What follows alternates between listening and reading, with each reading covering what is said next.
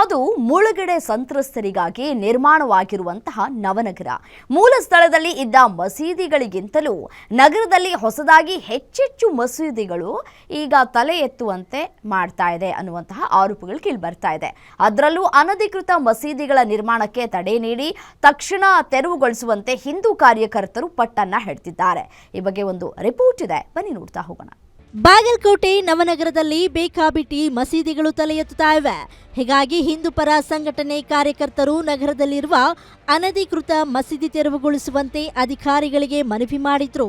ಈ ವೇಳೆ ಅಧಿಕಾರಿಗಳ ಮತ್ತು ಕಾರ್ಯಕರ್ತರ ನಡುವೆ ಮಾತಿನ ಚಕಮಕಿ ನಡೆಯಿತು. ಬಾಗಲಕೋಟೆ ನವನಗರದಲ್ಲಿ ಸರ್ಕಾರದಿಂದ ನಿವೇಶನಕ್ಕೆ ನೀಡಿದ ಜಾಗದಲ್ಲಿ ಮಸೀದಿ ನಿರ್ಮಾಣವಾಗ್ತಾ ಇದೆ ಅಂತ ಹಿಂದೂ ಪರ ಕಾರ್ಯಕರ್ತರು ಆಕ್ರೋಶ ವ್ಯಕ್ತಪಡಿಸಿದ್ದಾರೆ. ಇವತ್ತಿನ ದಿವಸ 15ರಿಂದ 20 ದಿವಸ ಆಯಿತು.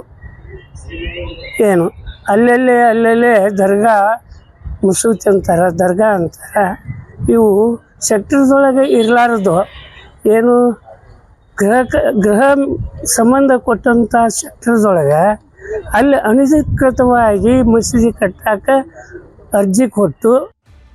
ಹೌದು, ನವನಗರದಲ್ಲಿ ಬೇಕಾಬಿಟ್ಟಿ ಮಸೀದಿಗಳ ನಿರ್ಮಾಣವಾಗ್ತಾ ಇದೆ ಎಂಬ ಆರೋಪದ ಹಿನ್ನೆಲೆ ಬಾಗಲಕೋಟೆ ಪಟ್ಟಣ ಅಭಿವೃದ್ಧಿ ಪ್ರಾಧಿಕಾರ ಕಚೇರಿಗೆ ವಿವಿಧ ಹಿಂದೂ ಪರ ಸಂಘಟನೆಗಳ ಕಾರ್ಯಕರ್ತರು ಮುತ್ತಿಗೆ ಹಾಕಿ ಪ್ರತಿಭಟನೆ ನಡೆಸಿದ್ರು.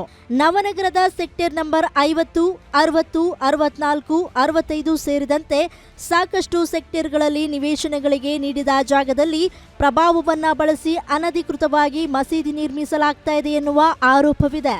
ಹಾಗಾಗಿ ಅನಧಿಕೃತವಾಗಿ ನಿರ್ಮಾಣಗೊಂಡಿರುವ ಮಸೀದಿಗಳನ್ನ ತಕ್ಷಣ ತೆರವುಗೊಳಿಸಬೇಕು ಅಂತ ಅವರು ಒತ್ತಾಯಿಸಿದ್ರು.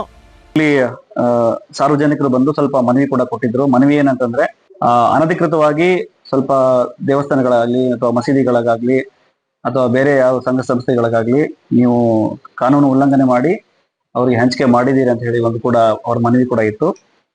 ಅವ್ರ ಮನವಿ ತುಂಬಾ ವರ್ಷಗಳಿಂದ ಕೂಡ ಕೊಡ್ತಾ ಬಂದಿದ್ದಾರೆ.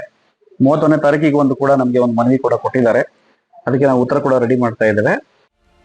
ಕೃಷ್ಣ ಮೇಲ್ದಂಡೆ ಯೋಜನೆಯಿಂದ ಮುಳುಗಡೆ ಕಂಡು ಮರು ನಿರ್ಮಾಣವಾದ ನವನಗರದಲ್ಲಿ ಮೂಲ ಬಾಗಲಕೋಟೆಯಲ್ಲಿದ್ದ ಮಸೀದಿಗಳ ಸಂಖ್ಯೆಗಿಂತಲೂ ನವನಗರದಲ್ಲಿ ಹೆಚ್ಚಿನ ಸಂಖ್ಯೆಯಲ್ಲಿ ಮಸೀದಿ ತಲೆ ಎತ್ತುತ್ತಾ ಇದ್ದು ಹಿಂದೂ ಸಂಘಟನೆಗಳ ಕಣ್ಣು ಕೆಂಪಗಾಗುವಂತೆ ಮಾಡಿದೆ. Ashok, guarantee news, Bagalkot.